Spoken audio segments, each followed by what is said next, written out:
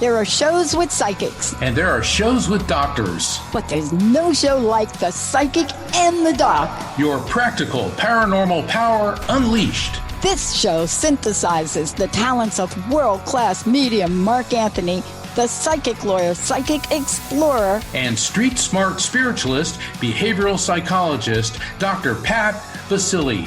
All subjects are on the table and no topic is taboo.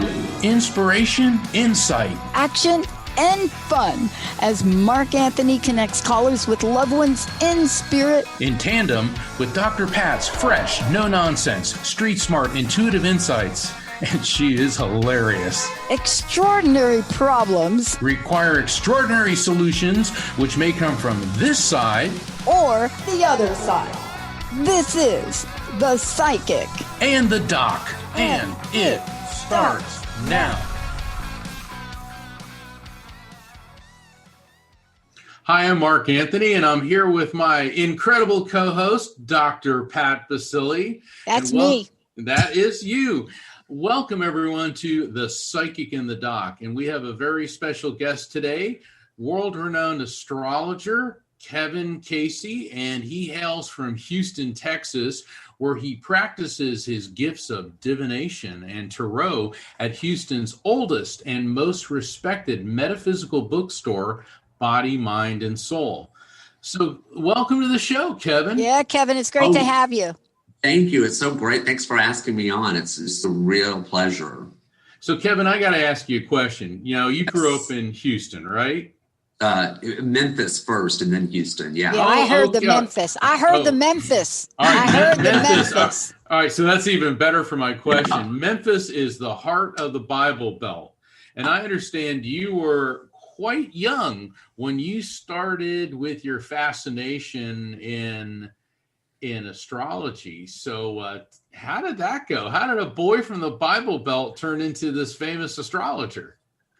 Well, back in the 70s, you know, when we had the mood rings and, you know, everything was groovy, I had to sell candy for a competition, and the bag that they gave us had the zodiac signs on it. And I was so entranced with it. I had never seen anything like that. So I sat down at my grandma's table and I said, I'm going to draw these. And she came in and she says, what are you doing? I said, I'm drawing these, this astrology. And she's like, oh, no, Kevin, I don't know about that. Because that was a big no-no. I always tell people Memphis is like the buckle to the Bible Belt, you know. So later that same year, I had some drinking glasses. I saw a store with astrology on it. Signs, and my mom was like, no, I don't want to bring that into the house. So yeah, it just kind of faded, I guess. Yeah. One of the things too that, fascinates me is how we get to where we get to when we get there. Yes. Right. Yes. I mean, isn't that fascinating about that? And of course, we started off kind of joking a little bit about where we are. And I wanted to call it Welcome to the Jupiter and Saturn show. Yes. That's kind of like The Psychic and the Doc a little bit. But right. I'm going to claim Jupiter because, that's my ruling planet right there. But yeah. This is really a fascinating time for us. You know, people talk about age of Aquarius, yes. but very few people really know how science fiction this is. So let me tell you what I mean, and this is my question to you. Yes. Not in 400 years have we had these colossal planets. I read this and I got scared. I got myself scared. These two colossal planets, you can see them, right? Not from Seattle, maybe today. But if you live where you can actually see the sky, you'll be able to see them. These two planets are on a collision course. But if all things goes well, they will not collide. But they will get 0.1 degree, a fifth of the moon apart. That is the astronomy version of it. Right. But the astrology version of this is deeply seated in spirituality. It's deeply seated in energetic movement. It's deeply seated in what people are feeling, even if they do not understand those two planets. And it's deeply seated in the words that get thrown around about the age of Aquarius. What does this mean to you? Because you're the expert. Well, what this is this truly is, we've been talking about this since the 1960s, about, the age of Aquarius with hair.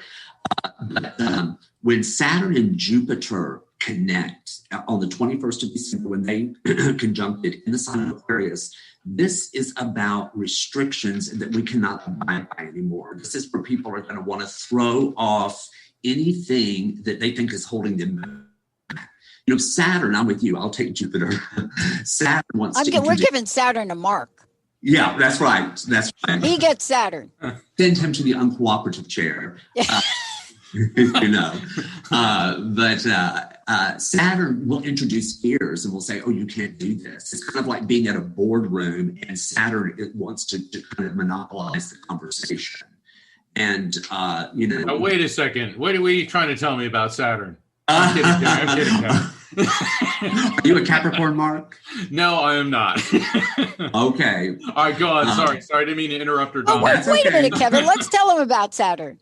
Do you know one of the most famous paintings, right? Seriously famous painting. Some people call it the astrological painting of our time. Is Saturn devouring its children? Yes. Just saying, Mark. Wow. Go ahead, Kevin. Yes.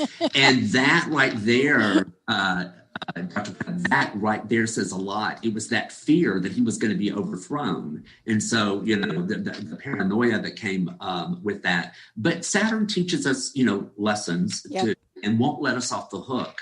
So when these two get together, there's going to be this, I don't want to be restricted anymore. Who are putting all these restrictions, these boundaries on me?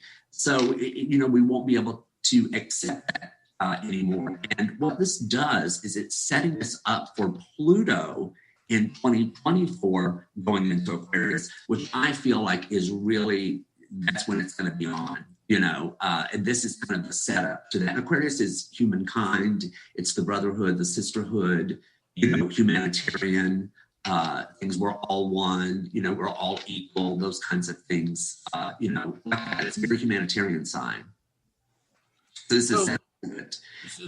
Now, Pluto is in Capricorn, and we're actually in this country having a Pluto return. So, what we're having to do is all of this stuff that we've not dealt with is coming up for us, to deal with. And so Capricorn is the old way, the traditional way of doing things. And now, Aquarius is, like I say, the dawning of the age of Aquarius. That's what we're getting ready for. Well, Kevin, in my research on this topic, I read that some astrologers believe that during 2020, and we all know that this has been a very unusual, trying, devastating, difficult year. Yes. Although the conjunction of Jupiter and Saturn are not occurring until, not uncoincidentally, the winter solstice on December 21st. But that even though their merger isn't until then, or their conjunction isn't until then, that the fact that the two planets are heading towards conjunction has definitely had an impact on events on Earth. What's your take on that? Oh, yeah, right. A lot of times you're right, Mark. You will start to feel as planets start to get closer to changing signs, or like you said, conjuncting. A lot of times when the actual conjunction has happened, we're already in it, like maybe, a little bit of time before. I see this in people's personal charts. So you're exactly right. I think as we're getting closer to the end of the year, we're already starting to see, some of the manifestations, here of this. So, December 21st, might not, like 2012, a lot of people were expecting fireworks. It may not be, Well, when the conjunction, I guess, when it became apparent that this is what was happening, it seems like between March and June is when they really started on their path toward the merger. And March is when the COVID pandemic, COVID-19 pandemics really started going off the scale. And so it just seems, once again, I don't believe in coincidences. I mean, being in a medium, I believe in synchronicity. I don't believe in coincidences. It appears that this is not the cause of what's going on, but it's actually a reflection or heralding the turmoil that this entire planet is in. And now that we're coming up to the winter solstice, okay, so we know that Jupiter is an extremely, each body in the heavens has a significance. Mm-hmm. Jupiter's biggest planet in our solar system, Saturn's the second largest. Right. But the winter solstice, Kevin, can you explain for our listeners, what is the astrological significance of the winter solstice, which is December 21st? What that is the sun. See, all of our astrology in the West is based somewhat on what it looks like the sun's path around the earth. And as astrologers, we know the earth revolves, around the sun. Right, sun, right. Right. So when it's at the summer solstice, which is the first day of Cancer, the sun is at the highest. When it's at the winter solstice, the sun is at its lowest point, there, which is also the beginning of Capricorn. And so this is the darkness with, the possibility of light. It's very interesting that in mythology, there are a lot of myths about a son or a child being born right around this time, around the winter solstice, that would later become, a savior or a light bringer. And that's really kind of what it is. It's about the birth out of the darkness into light. Yeah. So it's also a shift from darkness into the light. How interesting. Yes. that all this is going on right now. Hey, Kevin, I want to talk about a little bit of foreplay here, if I could. My version of this is what happened this year. And people ask me about this because the people that know me understand quite a bit about, my chart, my signs. I've shared a little bit. And all you got to do is share like your birth date and stuff, and then people look you up, right? Yeah, right. It's like, oopsie, did I really give that out? Okay. Right. So here's the thing I've come to learn. When I was really excited about Jupiter moving into Capricorn. So I'm excited about anything Jupiter, but I'm also excited about Capricorn. Because if you look at my chart, I'm splitting both of these two up in the right quadrant, right? Mm-hmm. What I was excited about in this year when I looked at it, but I chose not to celebrate our 10th year network anniversary. I wanted to wait till 2021 and celebrate 11. Had no idea. But when I looked at Jupiter in Capricorn, it really, the message was this, and this is what I want to ask you about, how it's going to be different now when Jupiter moves into Aquarius, because the message was, this is going to change the way we take risks. I mean, that was the big message, right? It talks about like the Jupiter Sag, we're on the luck side, optimistic, free spirit. And then of course, here comes Capricorn and all the planets I got in Capricorn. And it says, on the other hand, this is more restrained. This is about hardworking. This is about goal-oriented, steady and safe path. And I thought, I'm reading that now, and isn't that 2020 for real? Right. No, you're right. And Jupiter is, whatever sign it's in, it's going to reward us. So, for instance, if a person's got Jupiter in Capricorn, they're going to get blessings when they do more Capricorn things, like disciplined, can't skip, and you've got to do things in order. If you don't do it right, you got to do it again.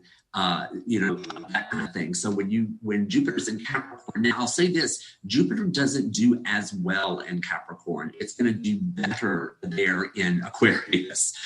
Amen, brother. To that, yeah, it's going to do a lot better there. So then when, Jupiter moves into Aquarius, it's going to be all things Aquarius. And I think this is going to be true with Saturn. Yes. Aquarius is technology. And I know for myself, Saturn went into Aquarius earlier this year for a little while. We're having to master a lot of technology. Like, I was so scared. I was like, I don't know Zoom. Earlier in the year, but I had to master so many things, IGTV, all of that. And I learned it. And I see a lot of people doing that. It's almost kind of like if you don't do that, you're going to get left behind. But let me ask you about that, because you're making a really good point, and that's going to set the stage for what we're about to talk about, right? If we blow by what you just said about Saturn in Aquarius in 2020, right? And we don't really see what happened. And I don't have the exact time frame, but I thought it was Marchish, right? Yes. I think it was Marchish, correct? Yes, you're right. Okay. Yeah. So let's talk about what happened. Everything breaks down. Yeah. People have to change. And all of a sudden, the venue we are on now, and I don't get any money from these people, Mark, I don't think you do either, and I don't think you do. We don't get any kickbacks from our Zoom friends. But No. if you look back at this brief Saturn Aquarius little marriage they had and then divorced, but they got married for a little bit this year. That's Saturn. I love you. Now I don't. But that short period of time, Zoom completely redefined its technology on a dime, right? Yes. Not on a year Absolutely. or the next Windows update, or I don't know what update, Mark, you're waiting for from where you are. But on a dime, they said, oopsie, we're not safe enough. Yes, Zoom is being crashed. And it was like in a nanosecond, in a blink of an eye, they came back with a mega platform. Yes. Is that what we could look forward to? Or is Jupiter going to mess that up in its big ideas? I think Jupiter is going to expand it. You know, the internet, the last time Saturn was in Aquarius. Thank you. The internet launched August 6, 1991, when Saturn was in Aquarius. So 30 years later, here we are again. And you're right. I was so amazed at how Zoom got on that. And you make a very important point. Sometimes when these, you know, in astrology, when these planets, you know, start doing what they're doing, you just got to go. There's no time to pack. You know, there's no time to go. Order. You got to go, you know, you got to go with this. We're going from A to B now, you know. It's like near-death experience, Mark. It is. Right. It's just like kind of we're doing this. And something else I want to just say very briefly is earlier in the year when we had the Saturn-Pluto conjunction, the last time we had that was 1982 when the AIDS epidemic started. So this is twice now in our time where Saturn and Pluto have conjuncted and we've had an epidemic. Yep. You know, pandemic started. So in both these pandemics, both with the HIV and now with the COVID, it almost looks like a restructuring of the world order in many ways. I mean, you know, I don't want to get political, but we look at what's happening in this country politically right now. What should be a smooth transition, and we know there will be a transition, and I'm sure it'll be peaceful and all that, but there's all this discord and tension. It's as if, you know, the ruling house does not want to yield way, but it must eventually accept reality. So it appears that, you know, that roughly every 20 years this conjunction occurs, but this one is particularly unusual because when Jupiter and Saturn are in conjunction, that happens about every 20 years. But on this particular one, they're especially close to each other. So do you see that as a sign of a changing world order here on Earth? Oh, absolutely. And Mark, if you look at part of why this was really big for us, especially in the United States, I know this was a world thing, is in the U.S. chart, we're a Cancer nation, and we've got several planets in Cancer. So all this Capricorn was opposing that Cancer in our chart. And this is happening in the United States second house, which has to do with money. It has to do with what we value. So you're exactly right. I mean, because those opposition causes, you know, that tension. So it is especially, you know, tense. Well, I want to get your take on this because Dr. Pat and I have discussed this on a show that we did with Nancy Evans Bush on near-death experiences, where she talked about a distressing near-death experience, a traumatic spiritual event, yet it led to something positive. So a lot of times people think in the realm of divination, which I believe that astrology falls into, Sure. that, okay, so all this turmoil is happening right now, but is this necessarily in the long run something negative?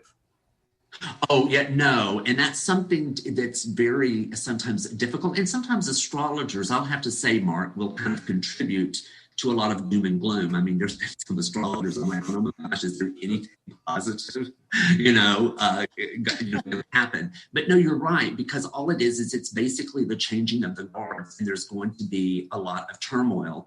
Another thing that's really interesting is, Saturn a lot of times will get us to ourselves, which is certainly what happened.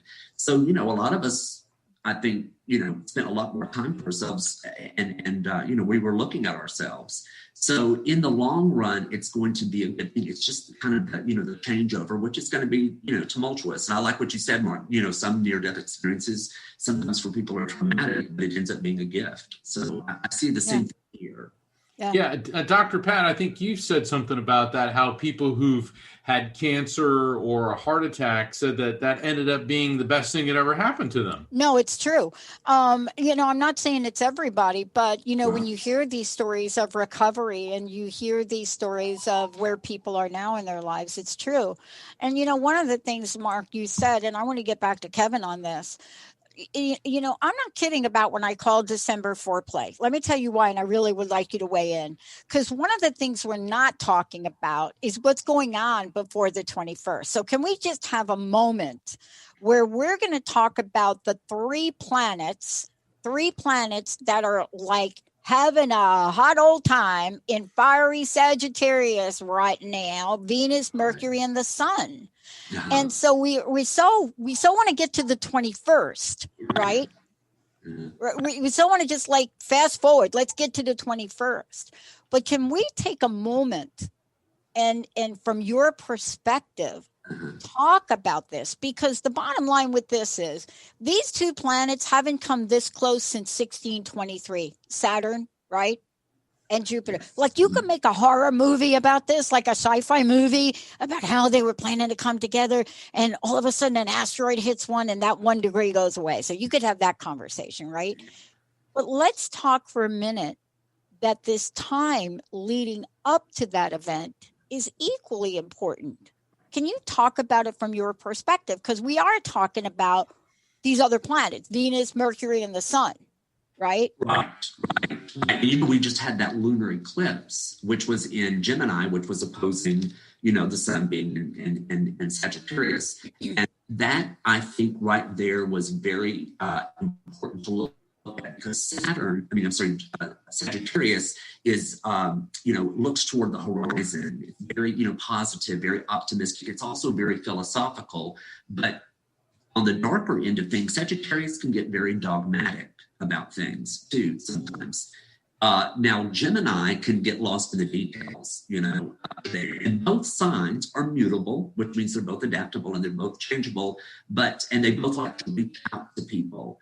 So what we're really kind of looking at, and I think this is really what we see going on, is our beliefs are some of us getting dogmatic about it. And I'm not talking about one or the other. There's a lot of that, going on where I see people, not talking to their family, not talking to their friends anymore. And it's all about the philosophy. Yeah. Which is what I see with the Sagittarius, and the Gemini, and just kind of going overboard with the Sag. Really going overboard. But, one of the things, too, we should also point to is, and correct me on the dates, because I don't really have it all, I'm not an astrologer. I just try to pay attention to the energies I feel and then try to make some sense out of it. But, this movement out of Capricorn, this Sag movement out of Capricorn, people are feeling, how do I want to call it? It's almost like, I'm going to make this up now. It's almost like, I'm Jupiter. And look what you did to me this year, Capricorn. You made me play low ball. You really kept me small this year. Right? I can almost hear this for a minute, right? And then saying, but wait, on the 17th of December, you are like ancient history to me because I'm going to go play with Aquarius and everything you tried to get me not to do and successfully not to do. You can't do that anymore. I mean, more people talk about this in different ways. But from a planetary point of view, I'm wondering if that's it, because people are like, yeah, that's what you did. I mean, they're selling cups like already that says 2020 and then have a 1-star rating on it. People are already like, I'm out of here. What is the energy of this from an astrological perspective? Because I think people are smart. Yeah, and I like what you were saying, Dr. The planets have conversations. They're like at a party, and they're having like a conversation. That's exactly what it is.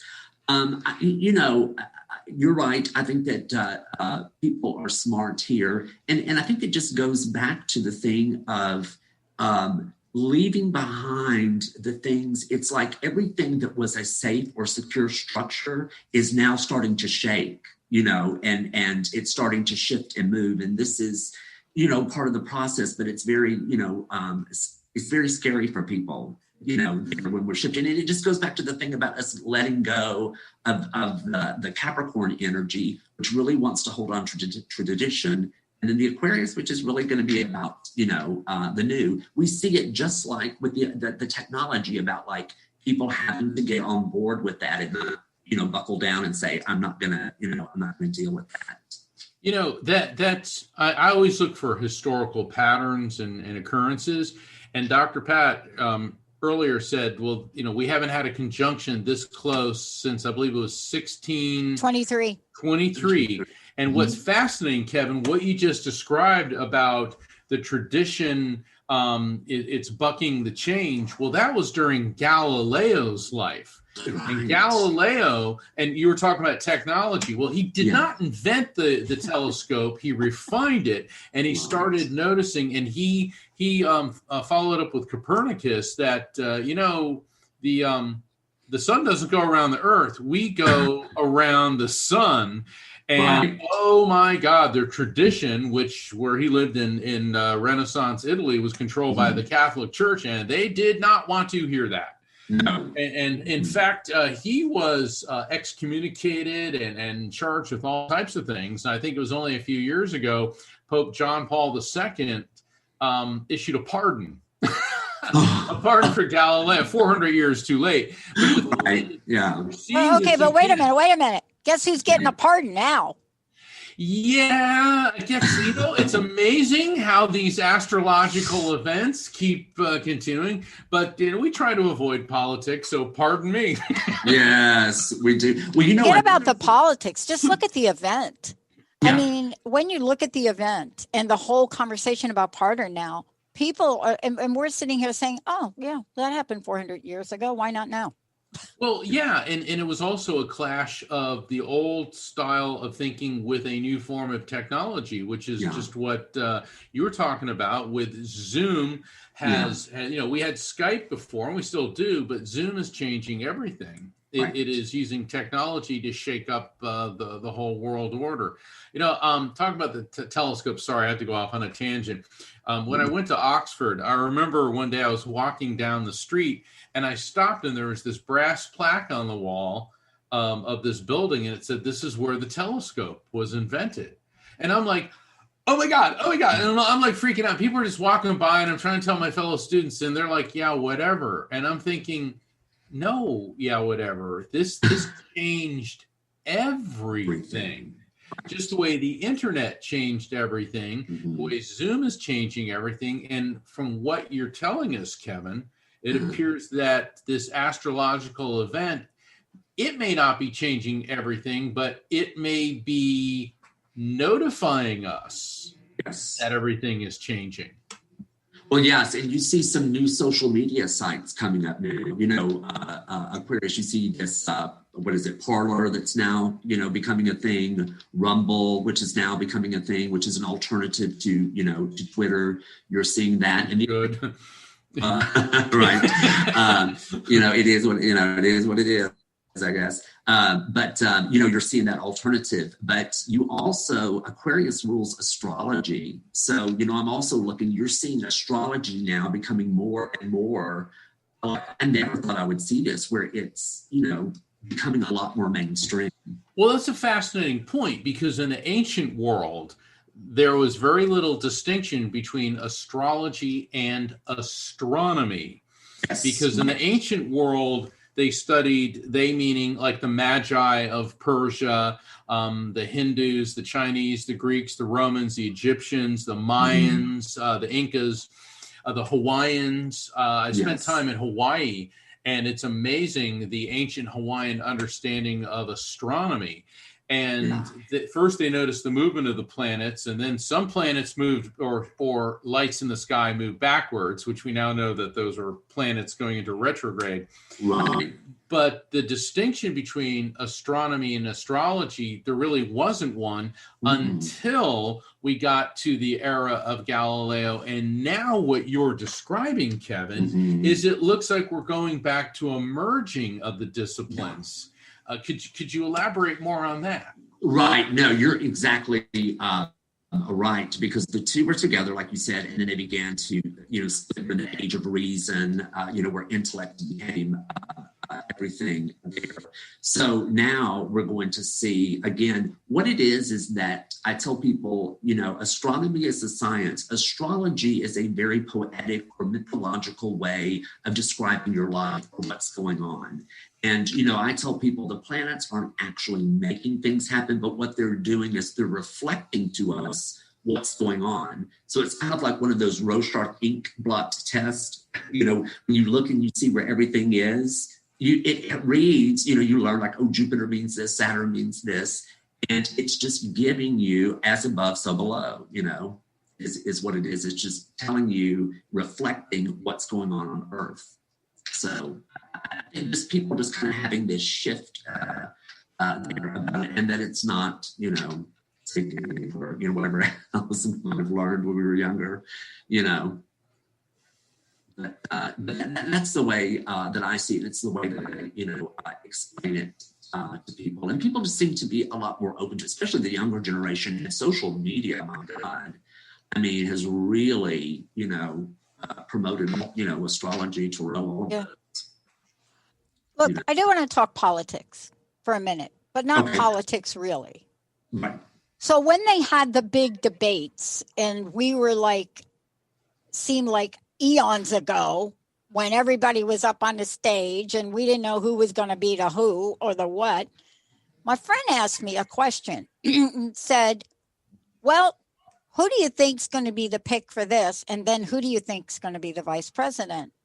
And I said, without blinking, Kamala Harris. And they said, why? Saturn return in Aquarius. And take a look at her chart and look at her first Saturn return. Take a look at what she stands for and when she was born. And then take a look at Biden for a minute. And my friend said, you're nuts. How would you even be talking about this? And how do you know that? Well, I said, I went to school in California for 10 years. Hello. If you're in school for anything in California for 10 years, you at least mispronounce her name, right? Number one. So you don't even call her by her first name because you can't pronounce it or you don't know it. And you just call her Harris. But this is an interesting, when we look at people for a moment and then fast forward to the 21st. It's not just astrology anymore. It's daunting if you look at Kamala Harris's chart, so to speak, and you look at the transit and you look at what's happening now, Saturn in Aquarius, because Saturn in Aquarius, what? The California riots. Where was she? 92, 90, she got her bar. So isn't this another layer of the dynamic of the planets moving? And by the way, these aren't the only two planets in the astrology charts.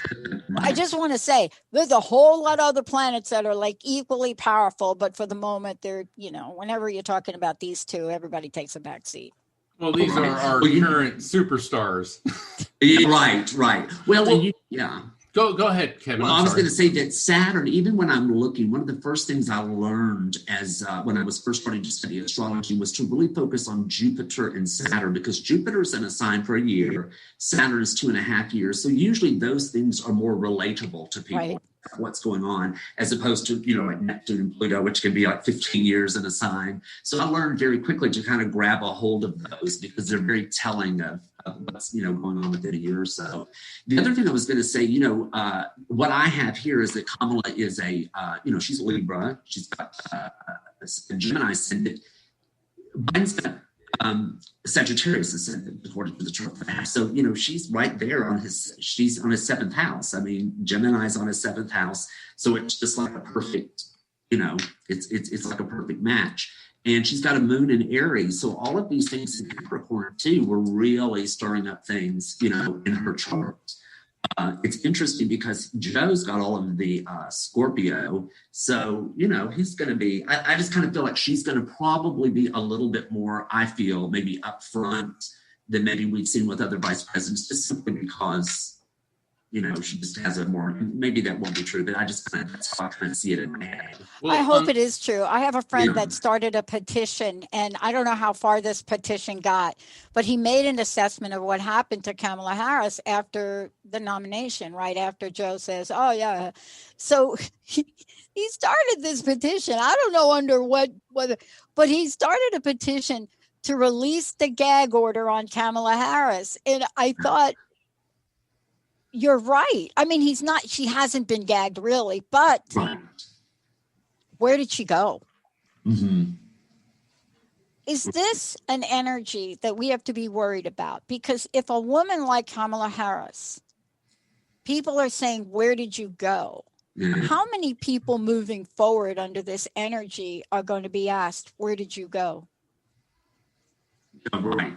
Well, I'll tell you one thing that I really look at, besides just her dynamic chart, is in numbers. I just want to talk about that quickly. In numerology, the number 1 is associated with the sun and it's masculine, and the number 2 is associated with the moon and the feminine. So when we moved into the year 2000, that's a big deal because the years are now leading with the feminine. All the years before began with 1, which was the masculine. So now we're leading with the 2.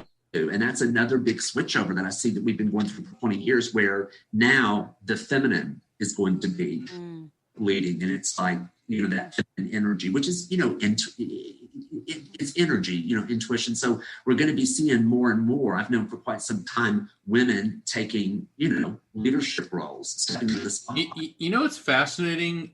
In one of his last interviews back in the 1920s, Nikola Tesla said that the 21st century would see the emergence of the feminine as the dominant gender. And, Yes. He was so far, he was obviously very odd in a lot of ways, but also very far seeing. I understand they modeled the character of Sheldon in Big Bang Theory after Nikola Tesla. Yeah. Because now Sheldon's always knocking like, Leonard, knocking on the door 3 times. Tesla wouldn't enter a building until he walked around it 3 times. And he'd only stay in a hotel room if the room's number was divisible by 3. But for whatever reason, Tesla felt that it was time in the 21st century, or he had some understanding that the feminine gender would become the dominant. Yeah. And on behalf of our gender, Kevin, we have done such a violent job in the last 5,000 years. I'm willing to give women a go.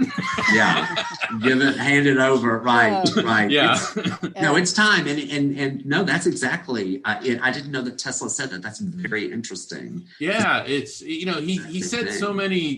People thought he was a kook and a nut and all that, but then again, it's the kooks and the nuts that seem to make the history books. Mm-hmm. And if you notice, I don't know, Dr. Pat, whether you've noticed this or Mark too, the moon is so big right now. It's gigantic. The moon, moon phases, moon rituals. I mean, all of that is so big right now, which is, I love it, Yeah, I love it too. And, here's my question for you. I know we've got a few minutes left. Mm-hmm.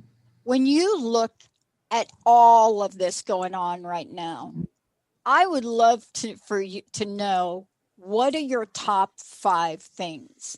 If people were to think about this and want to really explore more, when you're looking at where we are now and what you're seeing in this movement on the 21st and then after, right? What are the top 5 things or top 3 things that if I was in Kevin's head, I would want to know? I like that. Number one, I would say that community, because, and I know this is kind of strange right now because we're all, on lockdown, but Aquarius, is communal. And, in 2026, Uranus is going to go into Gemini. So I would see, and then Pluto and Aquarius in 2024, I wouldn't be surprised if we don't see people kind of coming together and living together kind of like in communities. Is one of the things that I could possibly see happening, because we simply need, to kind of lean on each other, more there also. The second thing, like I talked about too, I think that we're going to see a big shift in finances, the financial sector. The last time Uranus was in Taurus, we were in the Depression. So, with everything that's going on with the United States chart with Pluto in the second house, we're probably going to see some financial structures. I thought it might be Bitcoin or maybe some other things that come up. There might be some more programs that come up. I know people don't want to talk about the S word, socialism, but you might see that, Dr. Pat, more things like socialized medicine, that kind of thing there for sure. And then just, really kind of getting on board with the technology. And the other thing I want to say too, with Neptune and Pisces, we're becoming a lot more sensitive to what's going on around us. And I think what really freaked some people out during COVID is they were really getting in touch with themselves. They found out they were really creative. They were, intuitive, and we're coming up with all of these ideas. So I would say, don't be afraid of, like what's coming up for you. So, get ready, because you're going to be a lot more sensitive to what's going on. And I would also say with that, being careful about who you're around. And what I mean by that are people who are negative and are always cynical. It's going to start affecting us a lot more. Yeah. Well, I tell you, I just ran my solar return. Of course, I have no idea how to interpret it, but I'm always curious, right, about what it looks like. And I was really interested in how everything moved from the 3rd quadrant to the 4th quadrant. And I'm still trying to take it all in. But it's fascinating as each of us looks ahead and not puts all of our money in the basket, but we look at astrology for a particular reason. Kevin, what is that reason from your perspective? To me, it's just another way to understand what's going on. It's like I said, like I was telling Mark, it's like a poetic way of describing life, and it gives us something. When I discovered astrology, it helped me understand myself a lot more. It helped me understand people a lot more. And it just helped me understand kind of what do I need to focus on this year. I don't need to think, when they say, well, 5 years from now, where will you be? Astrology really helped me say, focus right here, and that the planets go in cycles. So if you're in a cycle that's very difficult, it's not forever. You're going to cycle out of it. And that, something that was really huge for me. It's like, okay, this is what's going on now. It's not going to be forever. Yeah. And I want to make sure people know how they can get a hold of you and work with you, because there is really an issue if you let's say you get a solar return chart like I did, and let's say you don't know much about this, right? And you read a line on here that says, charts with little or no error can also indicate a little forethought. So that's on my chart. But they don't tell you that I have spent an entire year this year in Capricorn with a lot of thought and a lot of planning and a lot of getting ready. And if you don't work with somebody, you're going to walk away from that and think, whoa, what the heck does that mean? How do they find out about you? How do they work with you? Sure. I'm here in Houston, Texas. I'm at the store Body, Mind, and Soul, and our website is bmshouston.com. And just go and you can find me there under Intuitive Readers. I read here on Tuesdays and Fridays and the second and fourth Saturday of every month. It'll give my schedule there. So bmshouston.com. And you're right, Dr. Pat. A lot of times it's great that we've got the technology and the printouts, but the printouts can't synthesize that information. Sometimes, I've had people come to me and just go like, Kevin, I don't even want to do this next year. And you look at it, I said, I know they're not able. It's great that they can, they've come a long way, but they still can't synthesize the information. So yeah. Yeah, I mean, if you take a statement like that, which is alluding to the fact that I have no air in my chart moving forward, right, but the fact that my ruling planet is like hanging out with Aquarius, we don't make these interpretations. Mark, what is your question here in bringing this together for Kevin? Kevin, what is your astrological outlook on 2021? 2021. Okay. Like I said, the first thing that we're going to see, just kind of, going back, since we're going to have Jupiter actually is going to go into Pisces for a little while. It's going to kind of go through Aquarius pretty quickly, but then it'll retrograde back. So, like I said, that's going to be all of the Aquarian type stuff. This is paving the way for Pluto here, which is going to be very big. I would also say there's a good chance we're going to see still uprisings because Aquarius is a very, protest-oriented, sign there. So we're probably going to see those things. And like I said, also, actually, the eclipses that we're going to have this coming year, we're going to have 4, they're going to be in Sagittarius and Gemini. We have 1 in Taurus. So it's just like what Pat was talking about with the Sagittarius energy and the Gemini energy. We're really, we're going to be finishing up this thing about our, beliefs and trying to be open to other people's. How can we work out this difference? How can we do this? I think it's going to be really, really big in 2021 because right now we're just still so polarized right now. I think 2021 is going to be, hey, people are going to start reaching across the aisle and say, hey, how can we start trying to understand one another? I think that's going to be big in 2021. Well, thank you, Kevin. That's an inspirational and uplifting message. And, yes, I think everybody right now needs a message of hope. And I'm glad to hear from you that it's written in the stars. Yeah, yes. I'm really looking forward to it. Like a principal told my 2 sisters one year, you girls need to stop throwing those cherry bombs in the toilet. Thank you so much for tuning us in and turning us on. Kevin, thank you so much. Mark, thank you so much. I'm looking forward to it. We're going to have you back, and I'm going to have to call you to help me interpret my solar return. Oh, yes. There we go. Thank you, guys. Everybody, stay tuned. We got another hour coming up.